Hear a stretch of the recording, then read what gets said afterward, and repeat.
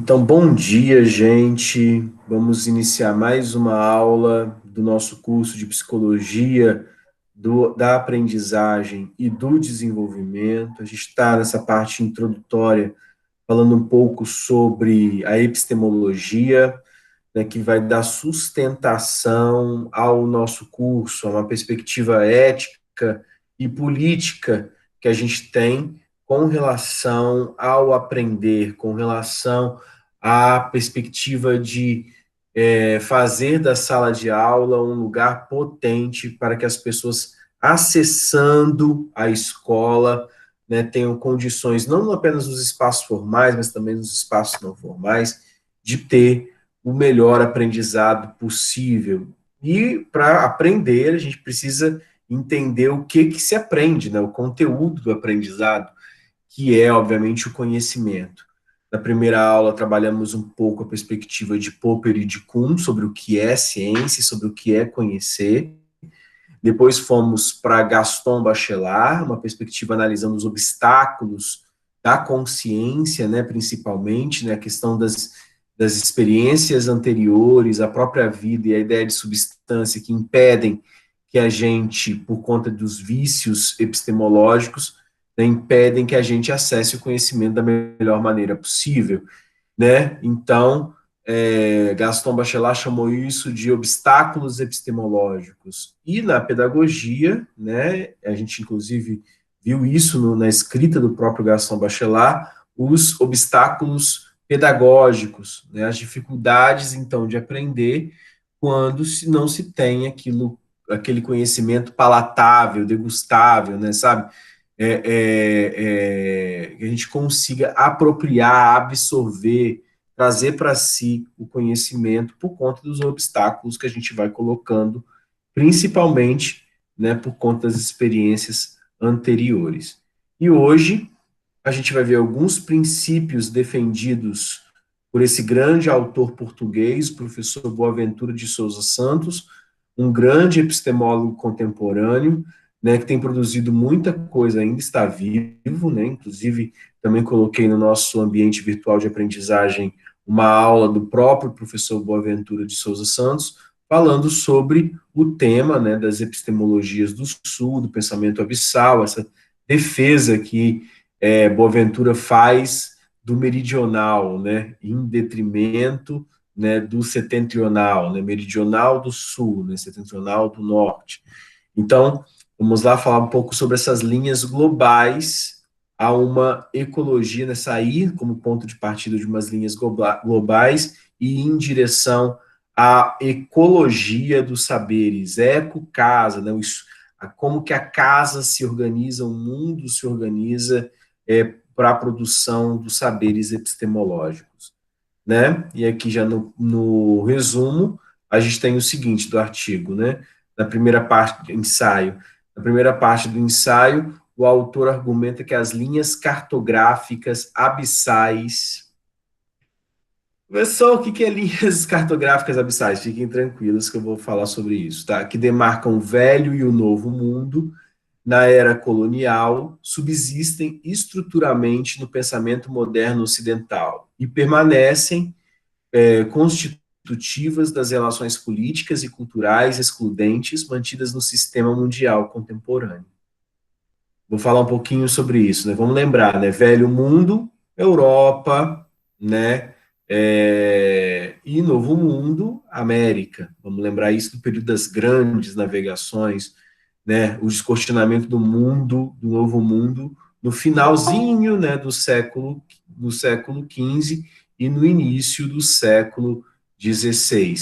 Então, a gente teve essa perspectiva, né, de transformação do mundo, de mudança do mundo pelo colonialismo, né, ali em 1492, 1500, né, a gente tem então o descobrimento das Américas, né, por espanhóis e por portugueses, e a divisão daquilo que seriam colônias de povoamento e colônias de exploração. O Novo Mundo, que a gente está falando aqui, né, óbvio que inclui os Estados Unidos, mas dentro da cartografia do conhecimento, os Estados Unidos ganhou por ser colônia de povoamento o status de velho mundo, né? Até porque foi colonizado por ingleses, principalmente, e o Canadá ali por ingleses e franceses.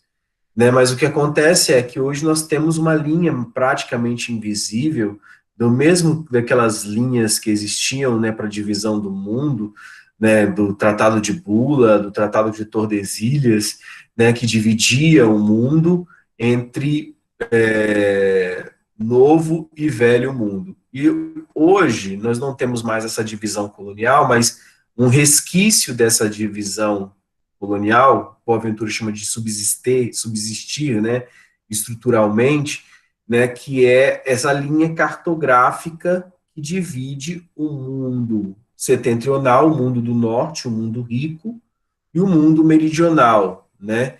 Nós estamos falando de mundo setentrional, nós estamos falando de principalmente Europa e Estados Unidos, né, na América do Norte, mas também permite incluir, por conta da riqueza, China e Rússia e Japão, né? Então, quer dizer, nós temos um mundo rico setentrional. Nós temos um mundo mais pobre meridional, né? Que é o mundo da América Latina, que é o mundo da África e que é o mundo dos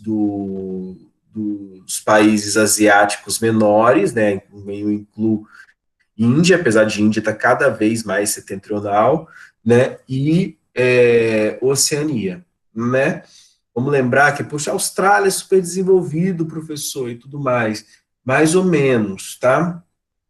Né? Porque ainda se considera ainda, né, a região oceânica ali entre o Pacífico e o Índico uma região ecológica, aborígene, de natureza, e toda vez que você fala isso, você obviamente está tirando o status quo de produção industrial, de produção tecnológica, de estruturação do pensamento crítico baseado em grandes universidades, né? E aí, então, quer dizer que o mundo, então, essa cartografia abissal, então, a gente está falando de pensamento abissal, é de abismal mesmo, de abismo, de que tem um esgarçamento, né, que torna diferente e torna longínquo, separa, né, o mundo do norte e o mundo do sul, né? E isso na epistemologia também vai seguir o mesmo caminho que segue na política e na economia, né? Se considera que, e é esse a defesa de que vai estar falando o Boaventura, né, de que consideram que a ciência do norte é uma ciência produtiva, né? E a ciência do sul é uma ciência que está próxima ali da pagelância indígena, que nós estamos engatinhando, que o que nós produzimos no sul não é sério, tá? Inclusive a necessidade de fazer uma defesa dos grandes pensadores do sul, né? Mas é isso que a gente vai estar falando um pouco também, né? Isso é tanto, ó, que quando o texto é escrito em português, você tem que fazer ainda depois, ó, resumo, um summary, né? Nós temos que fazer um abstract, temos que fazer um resumo em inglês, porque o conhecimento no mundo hoje passa por uma política de língua inglesa, né? Antigamente aqui poderia ter um resumé, né? Que seria em francês, né? Porque a língua que era a língua do século XVIII, científica do século XIX, era o francês, né?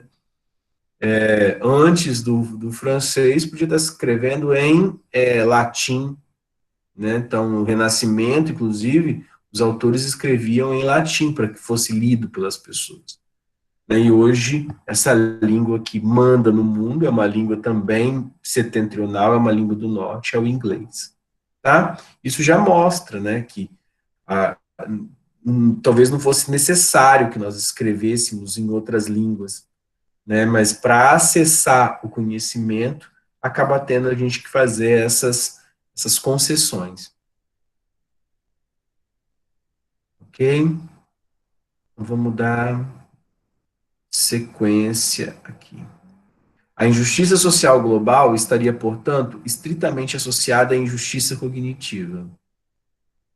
De modo que a luta por justiça social global requer a construção de um pensamento pós-abissal, tá? Ou seja, esse pensamento pós-abissal é o que no subtítulo do artigo seria uma ecologia dos saberes, ou entender que o saber, o conhecimento, é gerado e deve ser gerado no mundo todo como um todo, respeitando as diferenças, obviamente, porque existem diferenças culturais que foram construídas pelos povos, mas que se curasse essa injustiça, né, social, mas também uma injustiça cognitiva. Tá? O pensamento, até agora, tudo bem? Porque às vezes fica com dúvida. A gente coloca aqui no chat para mim, responda para mim, não me deixem sozinho.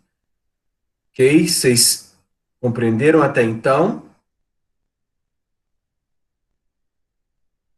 Beleza, Lied, tudo.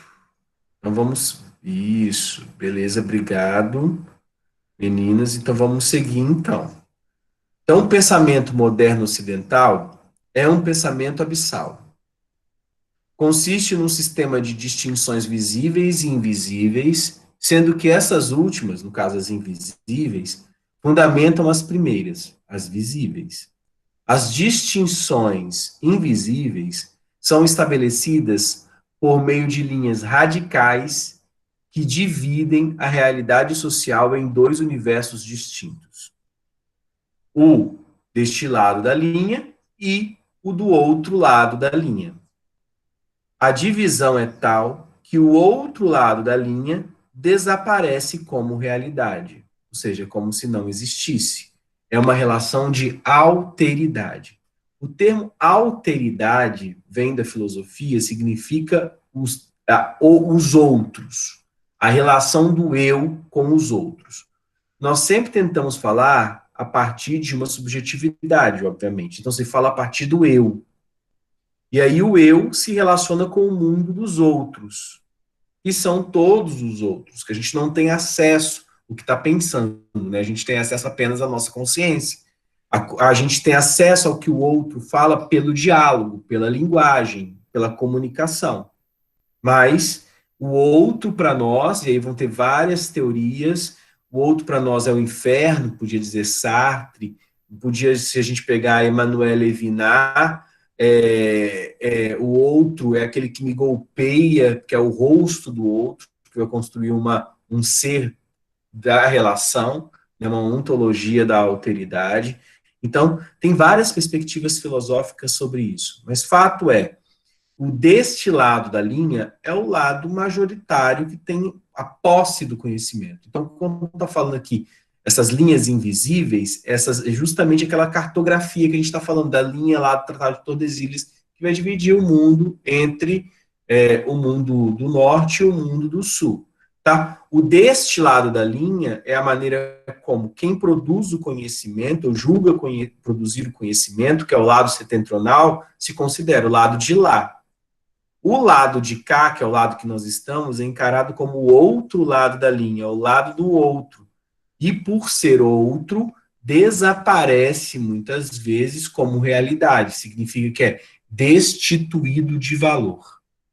Torna-se inexistente. E é mesmo produzido como inexistente. Entendeu?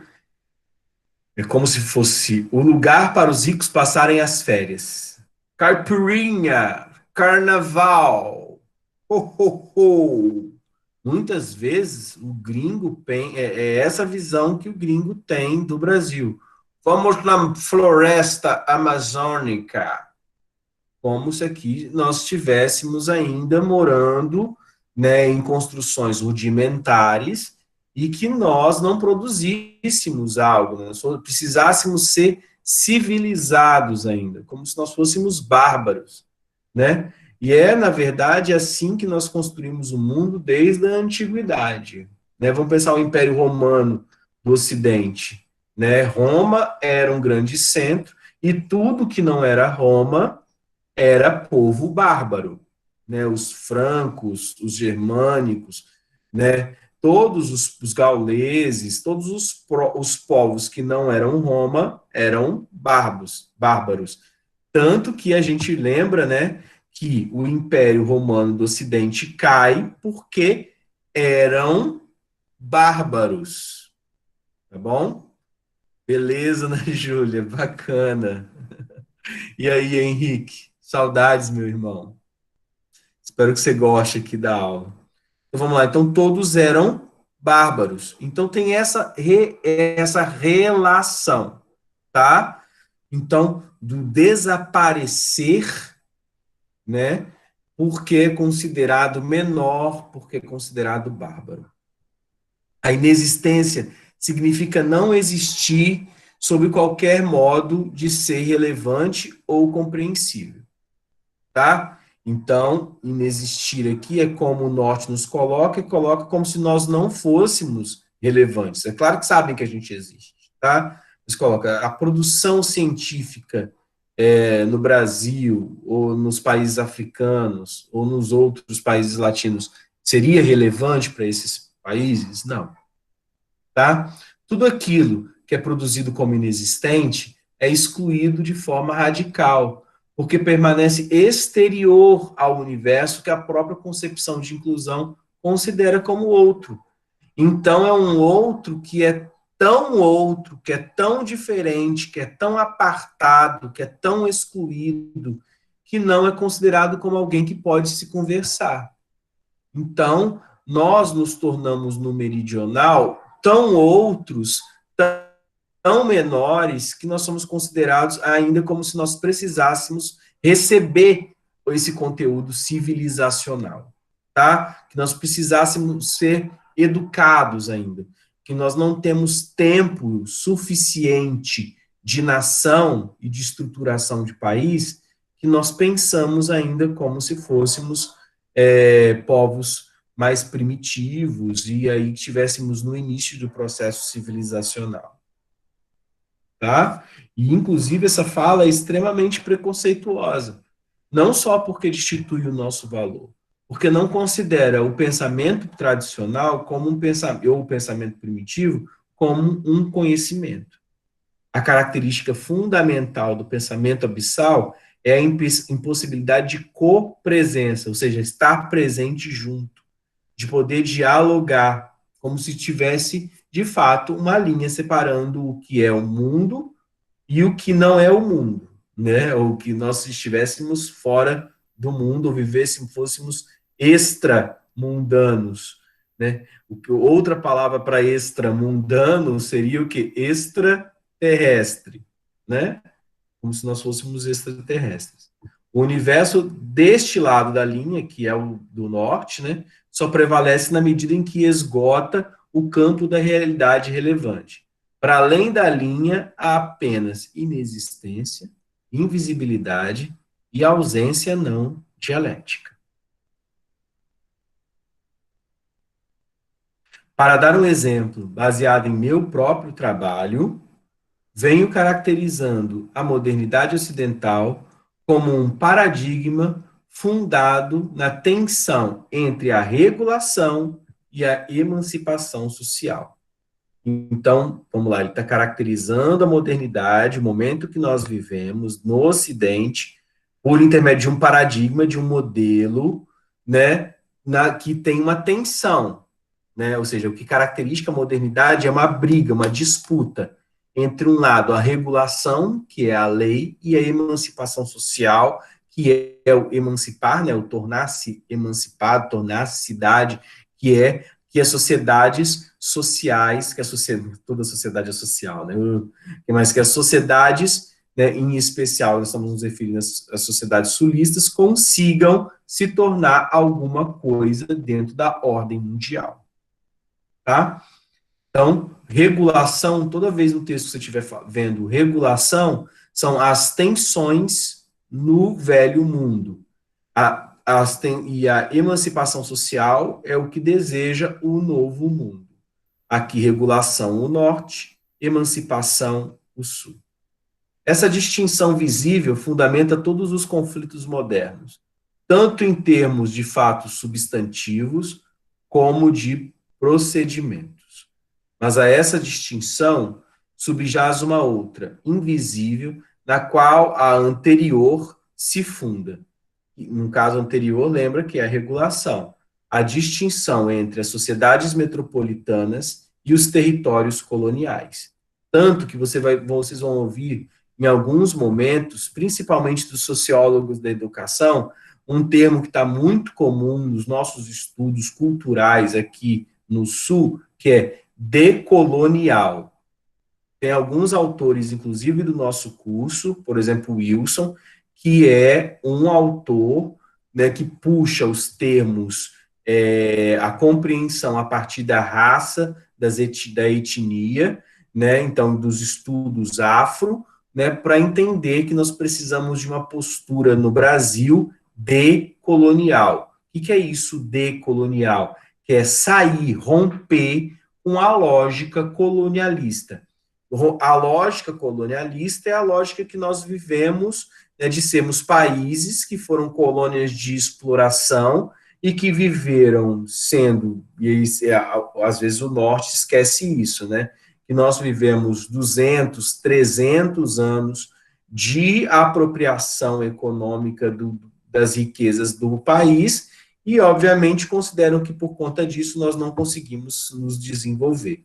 Sociedades metropolitanas aqui são as grandes cidades, as metrópoles, né, setentrionais, tá? Estamos falando aqui de Nova York, de Paris, de Berlim, de Londres, tá? De Pequim, de Tóquio, de Moscou, principalmente, né? É claro que vão ter outras menores ali, né? Mas é essa a ideia.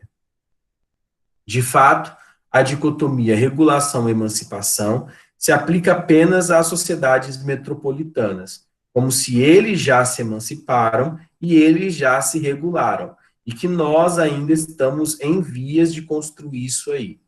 Seria impensável aplicá-las aos territórios coloniais, como se nós não tivéssemos alcançado um grau de sociedade regulado, ou seja, com uma lei válida, com um sistema de justiça construído, e que tem um grau de riqueza e economia sofisticados que permitiria que nós tivéssemos uma vida de bem-estar social.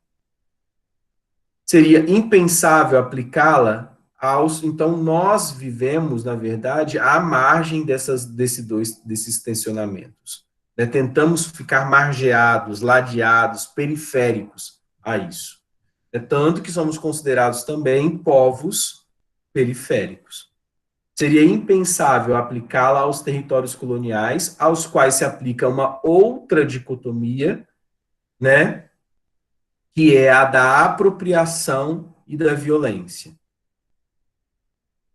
Enquanto no norte nós teríamos essa construção como um todo, eles são os regulados e os emancipados, e nós, como eu coloquei aqui, em busca dessa emancipação, querendo esse processo de emancipação, o Sul seria apenas um lugar de apropriação e violência. Né? Apropriação, gente, é roubo mesmo, tá? Furto. Nós vivemos ele para muitos setentrionais, né? Para o pessoal do norte, nós vivemos num mundo de caos. Por sua vez, inconcebível de aplicar a este lado da linha. Contudo, a inaplicabilidade do paradigma regulação-emancipação aos territórios coloniais não comprometeu a sua universalidade. O pensamento abissal moderno se destaca pela capacidade de produzir e radicar distinções. Radicar, gente, aí é produzir mesmo, né? Produzir, fornecer distinções. E geralmente são distinções muito polarizadas, né? É como se fosse algo como se fosse o bem e o mal, tá? Então, o pensamento abissal faz isso. A maneira como a epistemologia, o conhecimento é gerado hoje, faz essa distinção, considerando, então, que existe um lugar que é bom e um lugar que é mal. Então, são outros, tão outros, nós somos tão outros que somos enxergados, vistos, como se fôssemos, assim, de fato, de outro planeta. Por mais radicais que sejam essas distinções e por mais dramáticas que possam ser as consequências de estarem um ou de outro lados, elas permanecem a este lado da linha e se combinam para tornar invisível a linha abissal na qual estão fundadas. Aí eles vão falar, não existe essa diferença tão grande, não, mas ela existe, tá? As distinções intencionalmente e intensamente invisíveis, visíveis, desculpa, vou começar de novo. As distinções intensamente visíveis, né, que estruturam a realidade social deste lado da linha, se baseiam na invisibilidade das distinções entre este e o outro lado da linha. A gente lembra que, por mais que nós lemos assim como se deste lado da linha nós tivéssemos incluídos, nós estamos, na verdade, excluídos. Porque nós não estamos deste lado da linha. Nós somos o outro lado da linha, que fique claro na leitura do texto, e por isso que eu não preparei uma aula para falar sobre o texto, estou lendo justamente o texto para que vocês entendam o que está sendo escrito de fato aqui. Tá? O conhecimento e o direito modernos representam as manifestações mais cabais do pensamento abissal. Dão-nos conta das duas principais linhas abissais globais nos tempos modernos, as quais, embora distintas e operando de modo diferenciado, são interdependentes. Cada um cria um subsistema de distinções visíveis e invisíveis de tal modo que as últimas, as invisíveis, se tornam fundamentos para as distinções visíveis. Tá? Vou dar um exemplo disso aqui. O preconceito, por exemplo, é um tipo de distinção invisível, porque ela é do nível da consciência. Agora, as opressões políticas sociais que se tornam lei, elas são distinções visíveis causadas pelas distinções invisíveis. Exemplo, hoje nós estamos vivendo um momento econômico no país de crise, todo mundo sabe, e é uma crise mundial, e tem ocasiões na pandemia e tudo mais. No entanto, a visão econômica que o governo possui é uma visão conhecida como liberal. Né? O ministro da Economia é um conhecido, né, economista liberal, né, que entende o quê? A necessidade de conservar alguns paradigmas econômicos que são, por exemplo, aqueles do laissez-faire, laissez-passer, né, que é um clássico do liberalismo, que é deixa fazer, deixa passar, que é a não intervenção do Estado com uma ordem ou uma leitura desenvolvimentista do mundo. Então, nós vivemos um momento liberal. O que é um momento liberal? Não intervenção do Estado. O que é não intervenção do Estado? A economia e o lucro são calculados, na verdade, pela lei da oferta e da procura e por balizas mínimas de intervenção do Estado na economia. Né? O que acontece? Nós, no entanto, somos um país que ainda vive processo de desenvolvimento. Nós não temos, nossa indústria ainda é uma indústria muito de base, né? Indústria de bens, de estruturação de bens que estão na base da pirâmide econômica, que é o agronegócio, ou seja, a produção de bens alimentícios, e a produção de matéria-prima primária para a produção, de fato, dos bens industriais. Então, o que acontece?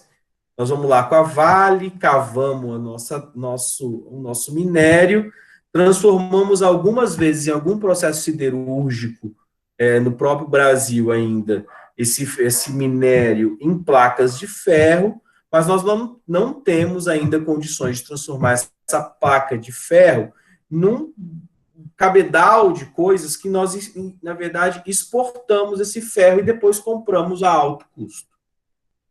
Tá? Então, o que acontece? Essa concepção de um país em que o Estado não intervém na economia, não tem um viés desenvolvimentista, tem um viés liberal, entende, então, que a economia deva se pautar pela minimização das intervenções do Estado. Gente, Estado intervém como? Uma das maneiras de intervenção do Estado na sociedade são as políticas públicas, são as políticas sociais.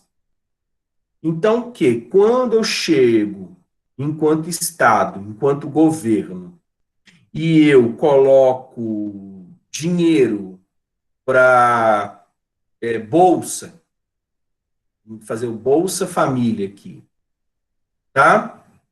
Essa bolsa é possível, é uma política social, com base numa concepção de intervenção do Estado. De intervenção do Estado, porque está mexendo na economia. Então, muitos teóricos liberais entendem que você não deva, por exemplo, o país não tivesse que meter, por exemplo, se meter com educação. E nós tínhamos que acabar com os impostos e as pessoas iam e pagavam, de acordo com as suas condições, as suas escolas. Só que nós vivemos, é uma realidade muito louca, né? Porque nós vivemos num país que nem todos têm condições de ir lá e pagar a educação, tá? Mas é isso que os liberais falam. Mas aí, se não tivesse educação pública e tivesse só ensino privado, o que aconteceria? Haveria uma concorrência entre as unidades de ensino e a briga entre essas unidades de ensino pela oferta e pela procura iam reduzir fatalmente, né, o valor dessas mensalidades, o valor do custo escola, e o país, então, não ia precisar investir em escola, e aí, como o país não precisa investir em escola, esse dinheiro, então, não precisaria ser cobrado, tributado na forma de imposto. Porque a gente sabe que o imposto serve também para tentar equilibrar essas relações sociais e dar certo controle e uma conformação, uma estruturação do Estado, né, que permita que todos tenham o mínimo de condições necessárias para viver. Né? Se o Estado não intervém, então, e como ficariam as pessoas mais vulneráveis?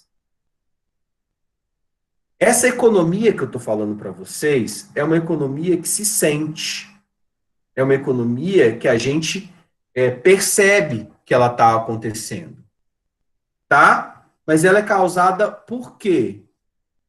Se eu estou num país que é sabidamente mais pobre, e tem problemas dramáticos ainda para serem resolvidos, por exemplo, do saneamento básico, né? Nós precisamos resolver esse problema do saneamento no país.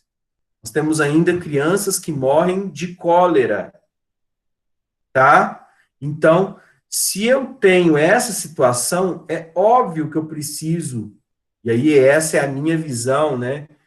Já perceberam que eu não sou um liberal, que eu tenho aí uma visão estatal desenvolvimentista, estou perto de uma economia, de uma concepção econômica mais baseada no Keynes, né? Mais baseada numa intervenção do Estado nas políticas sociais. Então, um Estado não precisa ser Estado máximo, não é um Estado que faz tudo, mas um Estado que tem alguns setores que ele atua para justamente permitir o desenvolvimento das camadas mais vulneráveis.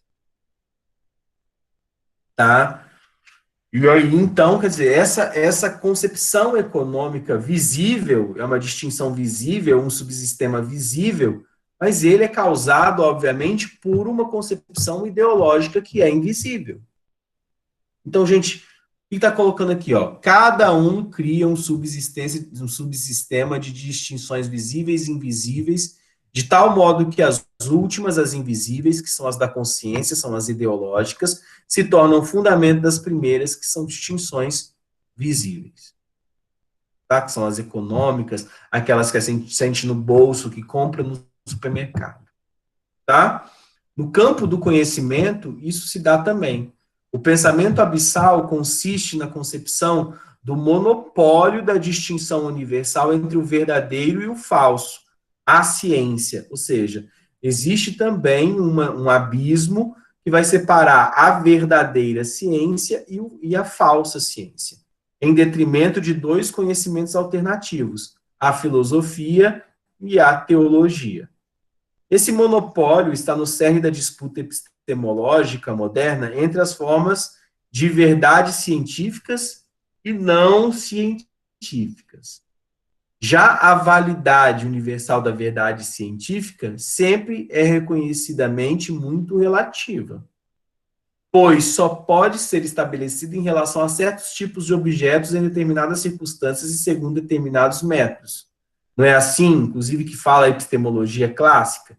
Que a ciência só pode ser produzida, a boa ciência, se você fizer uma coleta de dados adequado, se você fizer seguir certas normas para essa coleta de dados, né? Se você não tiver determinados fatores que estragariam as amostras, e aí você faz uma análise de dados baseada na teoria tal. Ué, e se eu não tiver uma teoria para ler meus dados?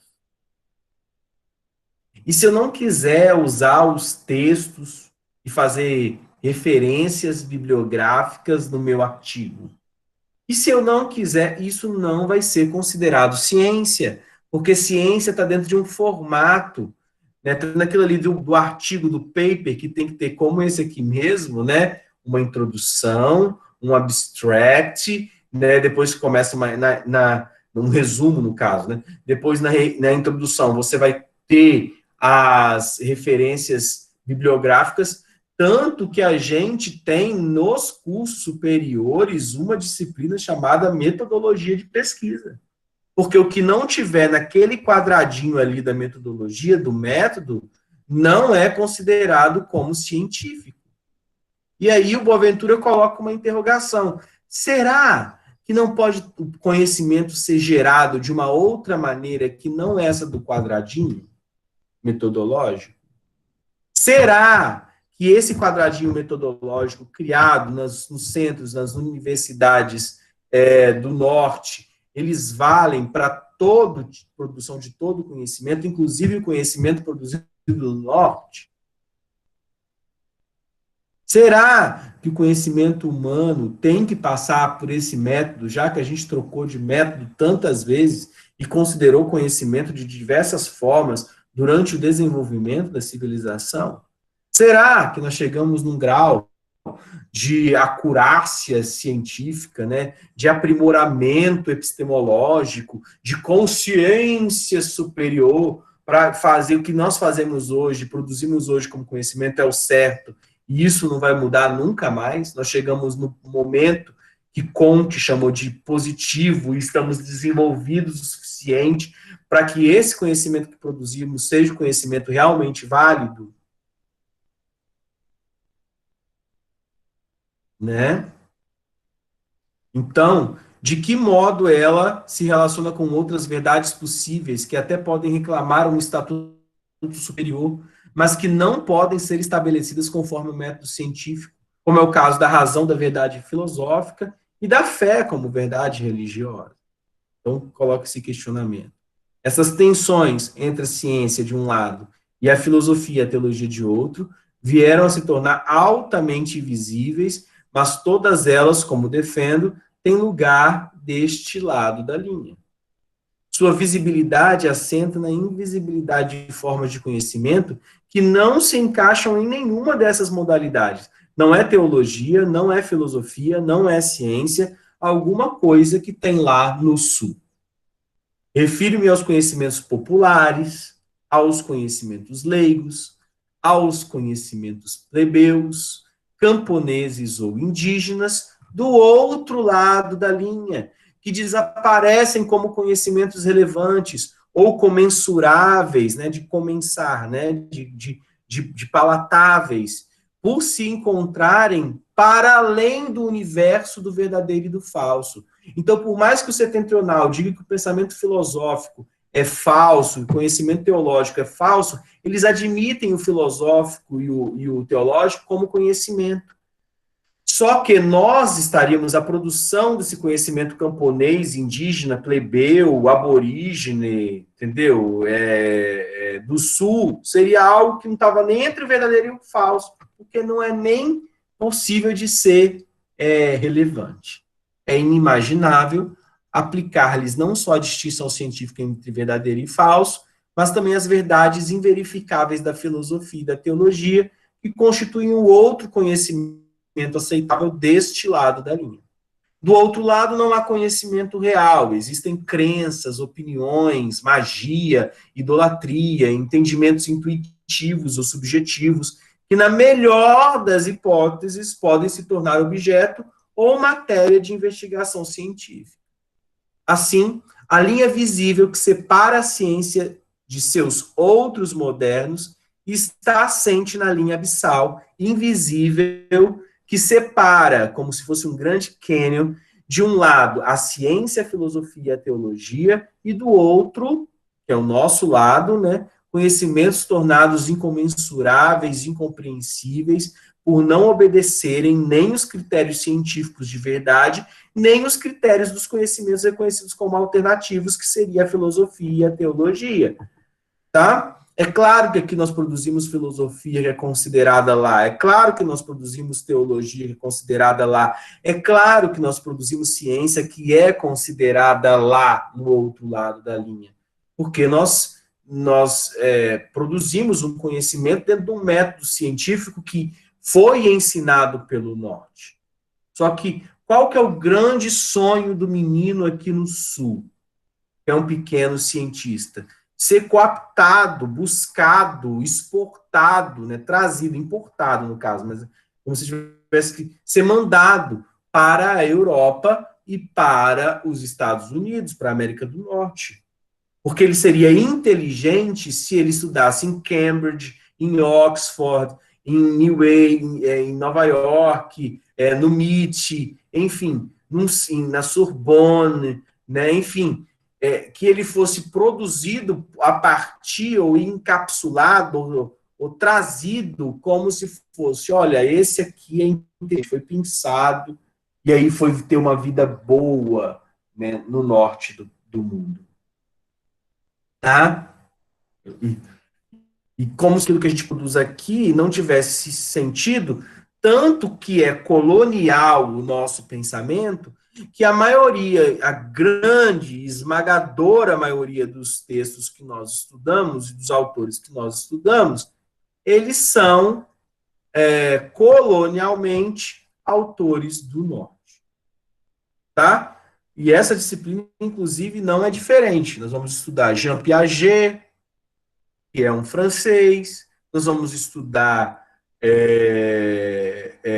Vygotsky, que é um russo, vamos estudar uma Skinner, que é americano, vamos estudar uma grande linha de autores, e não vai ter autor do Sul aqui, ó. Estou falando agora sobre o autor chileno, sobre o autor argentino, sobre o autor brasileiro, sobre o autor da África do Sul, sobre o autor da Guiné-Bissau, sobre o autor neozelandês, o autor indiano. Nós não temos acesso a isso. Então, inclusive, a nossa ciência, a nossa universidade, é uma universidade extremamente colonial.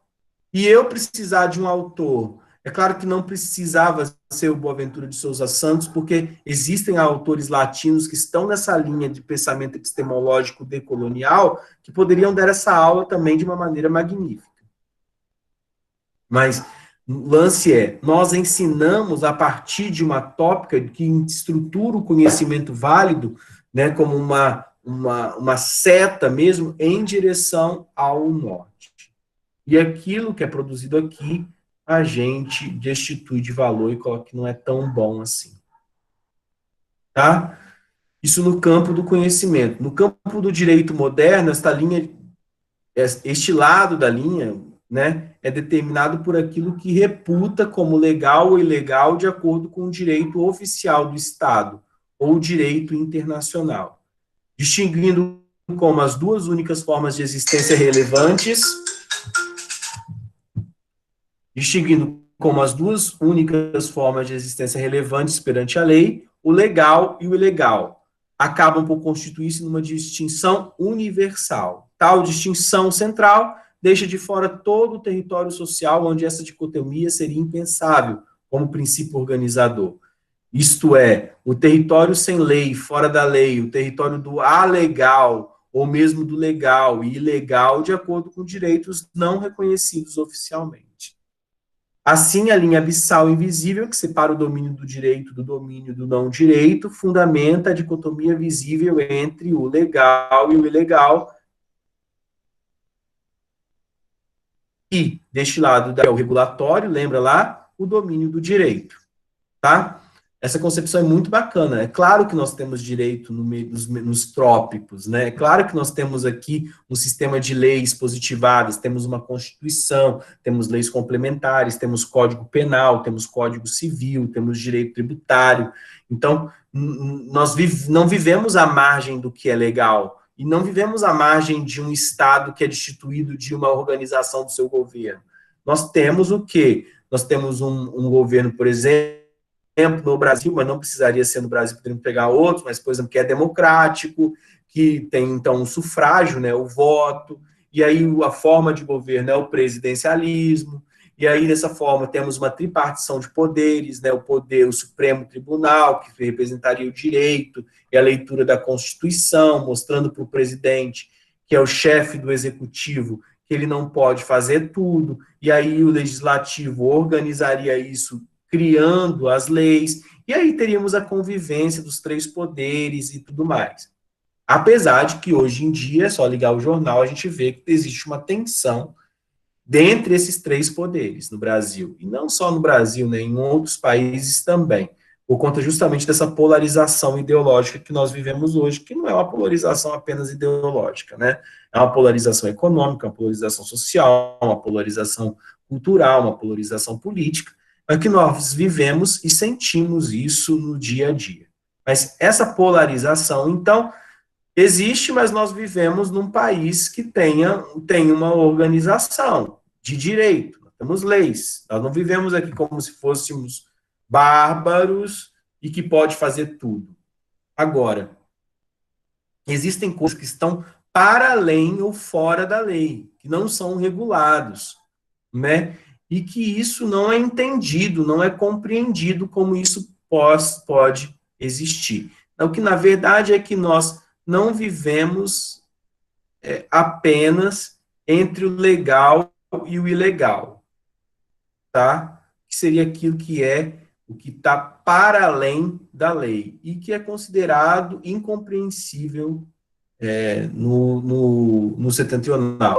Que é, por exemplo, dar um jeitinho, por exemplo. Dar um jeitinho.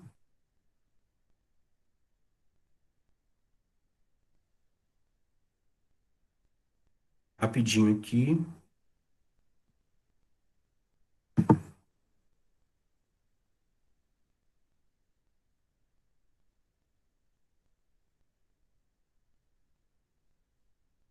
Vamos lá. Rapidinho, gente. Eu já volto.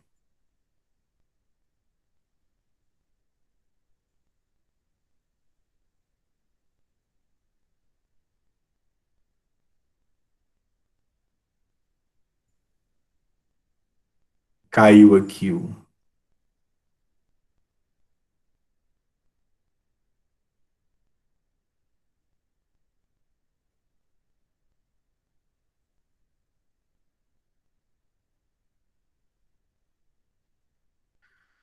Que é isso que a gente viveria no diferente, tá? Em cada um dos dois grandes domínios, a ciência e o direito, peraí, tá? Vocês estão conseguindo ver? Voltou? Sim. Obrigado, Esther. Obrigado, Márcia. Beleza, Bárbara, Letícia, beleza. Então, em cada um dos dois grandes domínios, a ciência e o direito, as divisões levadas a cabo pelas linhas globais são abissais no sentido de que eliminam definitivamente quaisquer realidades que se encontrem do outro lado da linha. Gente, a gente não vai ter condição de terminar o texto, então aí eu vou recomendar fortemente que vocês leiam, e eu vou falar agora a ideia, porque eu já consegui fazer a ideia geral aqui. Ele vai dar vários exemplos dessa cartografia, das divisões entre o sul e o norte, mas agora acho que vocês já conseguem, já estão aptos a fazer uma leitura melhor desses conceitos, tá? O que aponta, então, Boaventura de Souza Santos?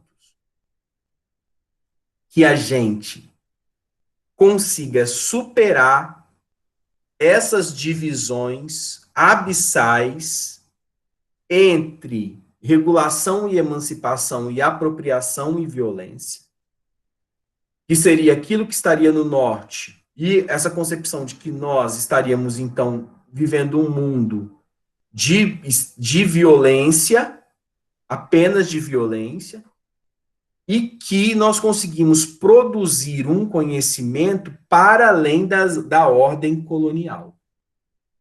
Ou seja, nós conseguimos superar essas dicotomias e nutrir, gerar, possibilitar que o conhecimento seja algo universal, que faça parte de uma economia, de fato, de saberes e de fazeres, independente do país que você está. Diferente, independente do continente que você está. Então, que fossem produzidas, na verdade, redes que agregam mais do que redes que segregam, tá? E ele vai dando exemplos disso para chegar aqui, que seria a produção de um pensamento pós-abissal pela superação daquelas dicotomias, gerando um saber ecológico, um saber de conquistas dos trabalhadores, um saber social, um saber que não está efetivamente nos livros, mas que deveria estar dentro das produções e que deveria, então, passar para as pessoas como conhecimento. Aí eu vou chegar na conclusão e vou até os nossos questionamentos lá que estavam nas nossas questões lá das indagações, tá? A construção epistemológica de uma ecologia de saberes não é tarefa fácil. A título de conclusão, propõe um programa de pesquisa na qual podemos identificar 3 conjuntos principais de questões. E aí vamos aos 3 conjuntos que permitiriam essa superação do pensamento abissal. O primeiro conjunto se refere à identificação de saberes e levanta uma série de questões que têm sido ignoradas pelas epistemologias do norte global. A partir de qual perspectiva é possível identificar diferentes conhecimentos? Como se pode distinguir o conhecimento científico do não científico?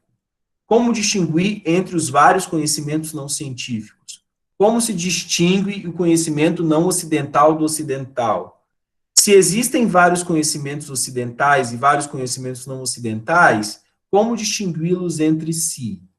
Qual a configuração dos conhecimentos que agregam tanto componentes ocidentais como não ocidentais? Então, pensar, na verdade, o que é o conhecimento hoje dentro de um mundo inteiro, e não a partir do Ocidente e a partir daquilo que nós fomos obrigados a comprar, ou, na verdade, que era para ter alguma dignidade, que nós tivemos que absorver do Norte como método científico. Será que não existem outros conhecimentos? Então, são só questões mesmo para a gente pensar, tá? O segundo conjunto levanta questões referentes aos procedimentos que permitem relacionar os diferentes saberes entre si.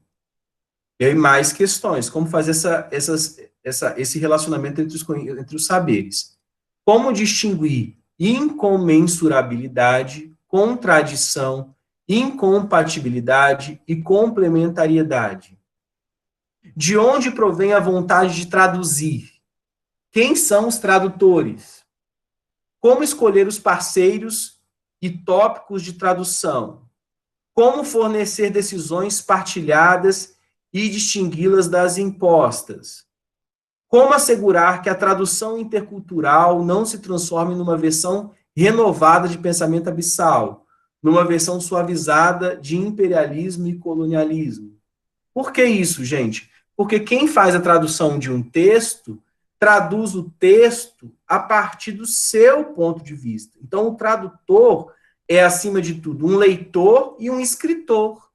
O tradutor, na verdade, ele está construindo um texto novo, porque está viva a obra. Então, se essa tradução do saber gerar um saber ainda menor. E o terceiro questionamento diz respeito à natureza e à avaliação das intervenções no mundo real possibilitada pelos saberes, que é um terceiro ponto, inclusive um ponto de chegada do interesse desse estudo. É como se pode traduzir tal perspectiva em práticas de conhecimento. Na busca de alternativas à dominação e à opressão, como distinguir entre alternativas ao sistema de opressão e dominação e alternativas dentro do sistema? Porque é óbvio que se existe um outro lado que é invisibilizado e tornado nada, existe, óbvio, um sistema de dominação e opressão. Mais especificamente, como distinguir alternativas ao capitalismo de alternativas dentro do capitalismo? Em suma, em resumo, como combater as linhas abissais usando os instrumentos conceituais e políticos que as não reproduzam, ou seja, que se liberte desta compreensão, porque nós estamos dentro da crítica falando sobre a própria crítica.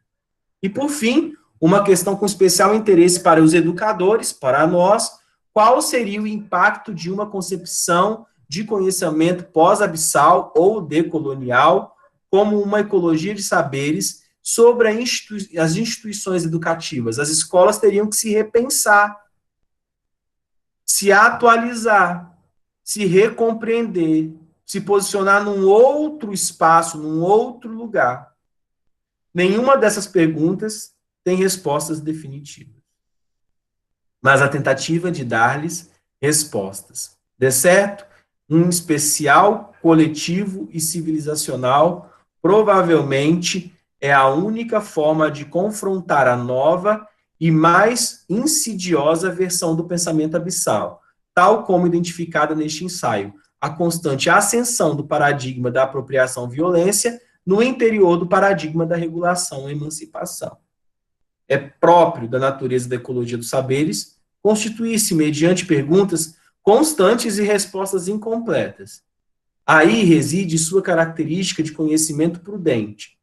A ecologia de saberes nos capacita a uma visão mais abrangente, tanto daquilo que conhecemos, como daquilo que desconhecemos. E também nos previne de que aquilo que não sabemos é ignorância nossa, e não ignorância em geral.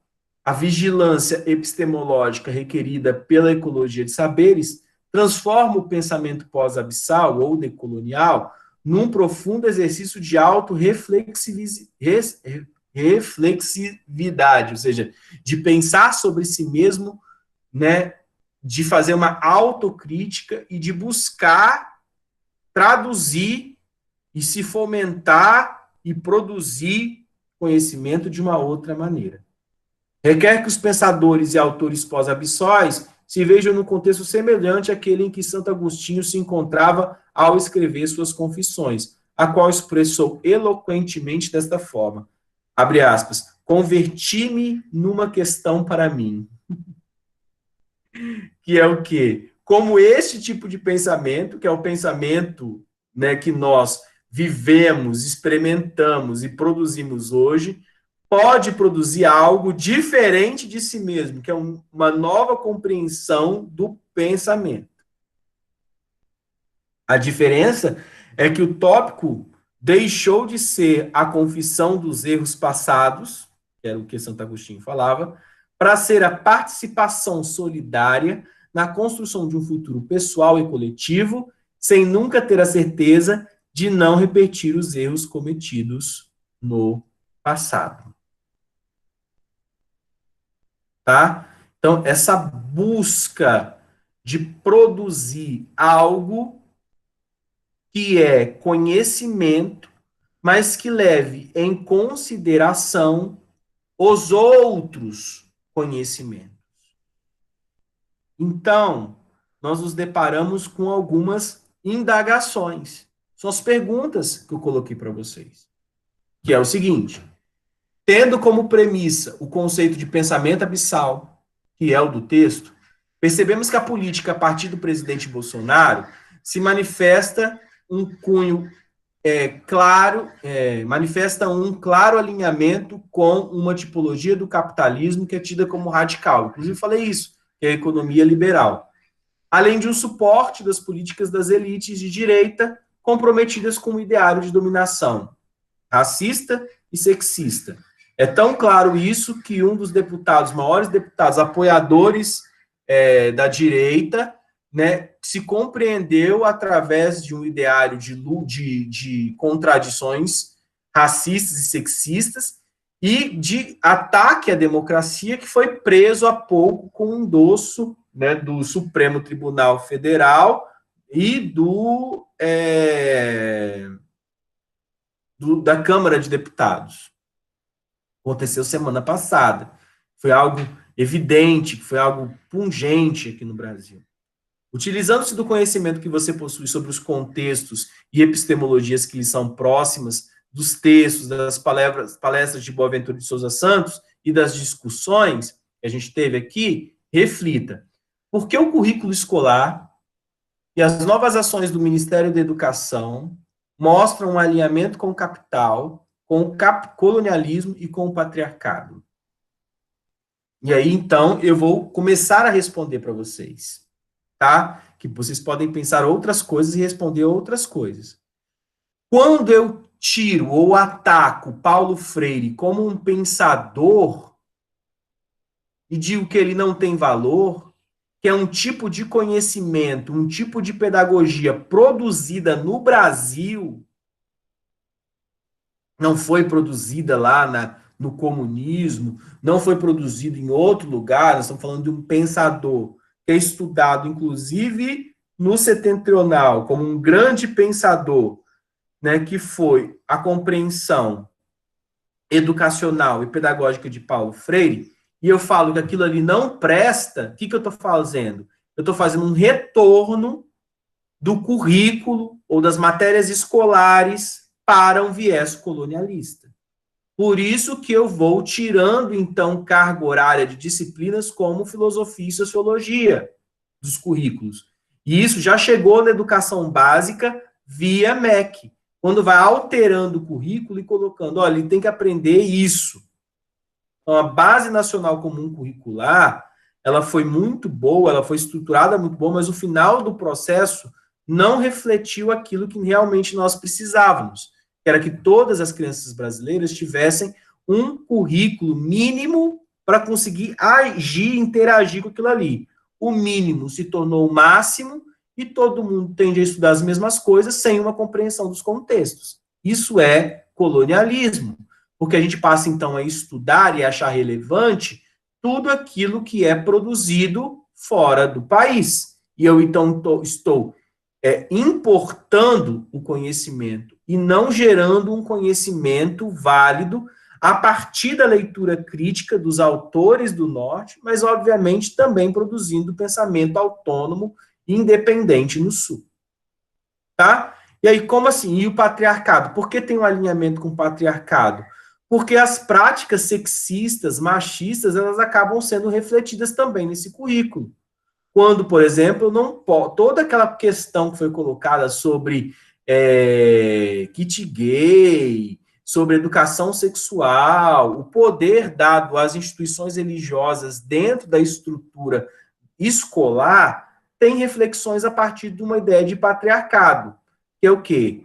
A ideia de consolidar uma ordem de valores conservadores que muitas vezes são discriminatórios, porque colocam a mulher num lugar de inferioridade, coloca as questões de raça em lugares de inferioridade e questiona, por exemplo, as próprias políticas sociais e educacionais e as políticas de cotas, por exemplo, as políticas de assistência estudantil, tá, que são colocadas em xeque a todo momento.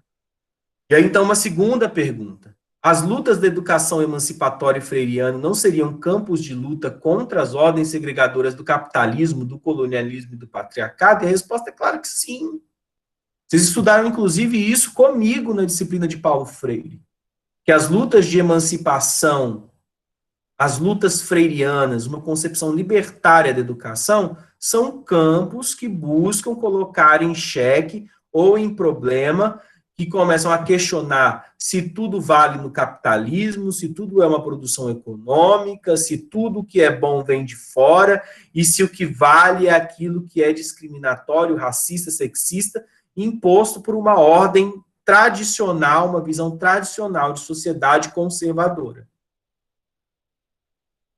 E é por isso, então, que os conservadores e as políticas de direita detestam Paulo Freire. Ele vai continuar colocando e entendendo que o que vem de bom é o que vem de fora. E aí eu coloco uma segunda questão. Seria sobre nossos ossos que sentimos as linhas fronteiriças impostas porque tem poder. É na carne, a saber, na política, na economia, nas estruturas, é as linhas visíveis, né, as distinções visíveis, na estrutura das ordens sociais e assim na cultura e na ciência, para além do pão que se sente as distorções entre o sul e o norte. Se não cabe discutir o para além do pão, nos cabe pensar se é ético isso. Mas, enfim, estamos separados, indubitavelmente, por linhas invisíveis. É uma reflexão que eu faço a partir da leitura de Boaventura. Então, vamos discutir um pouco sobre isso? Como as ciências e a escola sentem essas linhas fronteiriças? Gente, vou dar apenas um exemplo.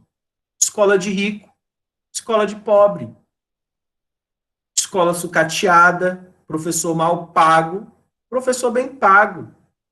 Professor bem pago vai fazer aquilo que os seus patrões mandam. Essa é uma ordem econômica dentro da escola. É uma linha de separação. É uma linha fronteiriça. Os tipos de educação que são gerados, as maneiras e as ordens que são nutridas dentro do campo educacional, a partir de uma linha do colonialismo. Outro exemplo, quando a ministra coloca lá a questão lá da Damares, coloca a questão de que tem professores que são doutrinadores, eles têm que ser expurgados. O que é isso? Mais uma vez, uma compreensão de vigilância, de arredamento, né, de tentativa de regulação, como se houvesse na escola pública, ou tivesse acontecido nesse momento, um processo de doutrinação. Não, é uma reflexão. E aí aqueles que acham assim, Emerson, eu acho que você está indo longe demais, eu estou fornecendo os materiais, você vai lendo, você vai colocando sua opinião, você vai entendendo se você concorda, mas não é doutrinação.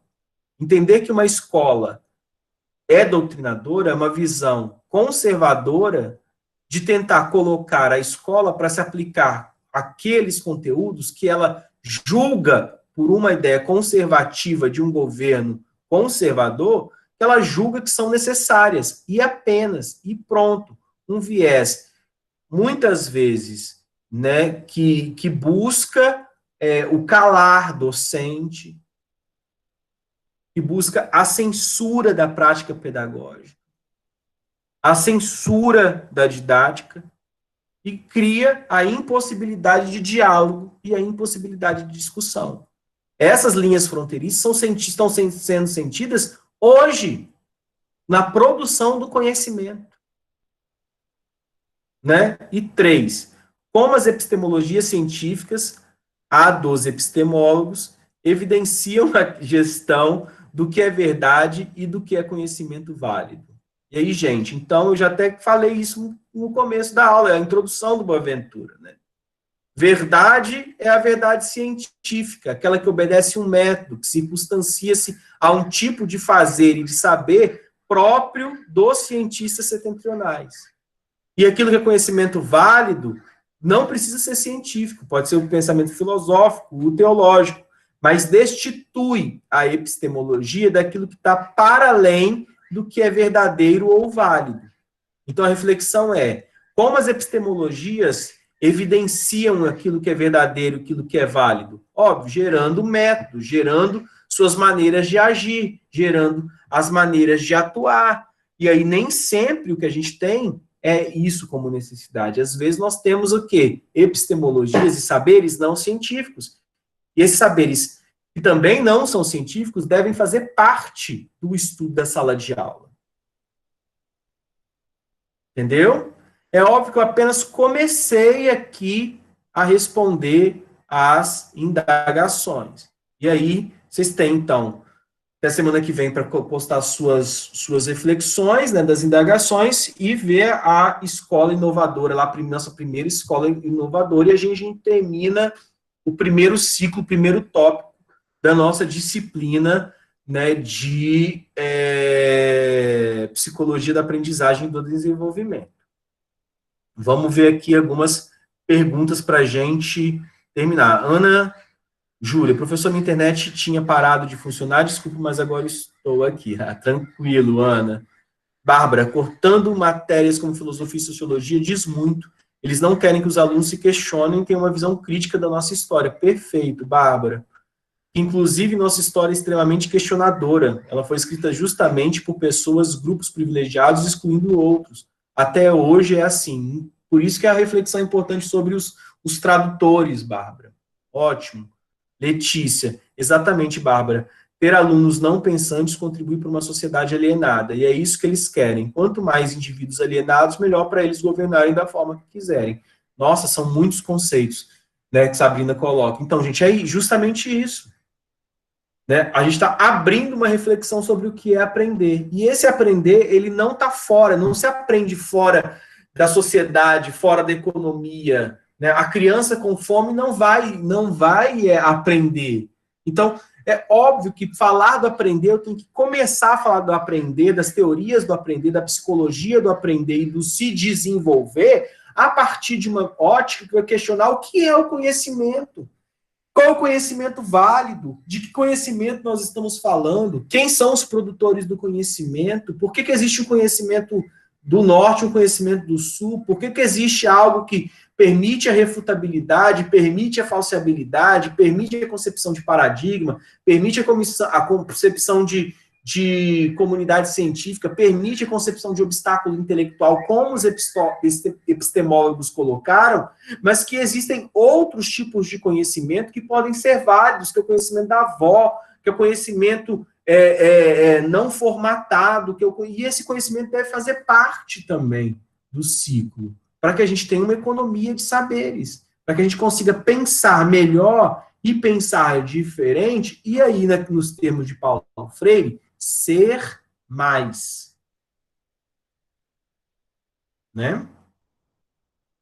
Ser mais. É isso, gente. Mais alguma pergunta? Tem alguma concepção, alguma questão que vocês estavam com dúvida nas indagações que não ficou elucidado, que não foi... Você tem dúvida ainda? Eu acho que você conseguiu esclarecer tudo agora. Pelo menos para mim. Ah, beleza, Bárbara. Que bom. Sim, professor. Eu acho que as dúvidas foram esclarecidas. Se surgir alguma dúvida, a gente entra em contato depois. Beleza, a gente tem que marcar também o nosso horário de atendimento, né? Mas ali, vocês têm o meu contato, vocês podem colocar ali. A gente, se precisar de um horário de atendimento, a gente faz também. Tá bom? Então, minhas queridas, ó, fiquem bem. Aproveitem aí o dia, boas leituras, terminem de ler o texto do Boaventura. E eu queria ler o texto todo, mas vocês viram que nós chegamos na página 3, né? Se a gente fosse, senão a gente ia ficar o semestre todo lendo só aquele texto. Mas eu queria dizer para vocês que os conceitos ali fundantes, estruturantes eu coloquei. Se vocês tiverem qualquer dúvida, vocês podem me colocar, tá bom? Fiquem bem, bom final de semana, boas atividades, bons estudos, boas leituras, bom descanso, tá? E que vocês tenham um dia excelente, um dia maravilhoso. A gente se vê, então, na nossa próxima aula. Beijo grande, tchau, tchau. Professor, posso te mandar mensagem?